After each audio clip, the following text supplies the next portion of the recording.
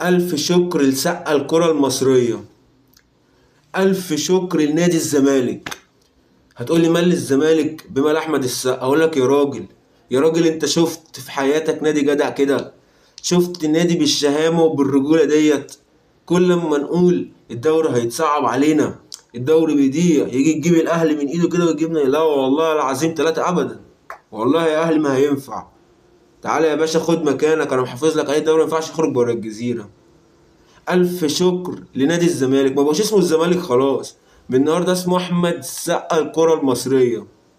والله ما عارف أقول لكم إيه. والله العظيم تلاتة إنبي بيوجعني. إنبي بيوجعني يا كابتن أيمن يا شريعي، اللي قعدنا نهاجمك وطلعت بتنيمهم. إيه يا راجل اللي أنت عملته ده؟ ده اداكوا قفا، مشيها قفا، اداكوا قفا. وإيه اللي لعيبة إنبي عملوه ده؟ ألف شكر لنادي الزمالك أحمد السقا الكرة المصرية. وهتيجي تتكلم ككورة، هي دي خوارزميات الدوري المصري على مدار التاريخ. اسأل 99.9 مش هقولك كل الأهلاوية، اسأل 99.9 من الأهلاوية بعد ماتش الأهلي وطلائع الجيش لما الأهلي خسر، هيقولك الزمالك الماتش الجاي هيخسر أو هيتعادل بس مش هيكسب. مش الأهلي خسر خلاص أنا هخسر. أنا هو الزمالك طول عمره كده، هي الدوري طول والله العظيم يا جماعه، راجعوا هتعرفوا. مفيش واحد انا ما كانش عارف ان الزمالك هيخسر ماتش انبي.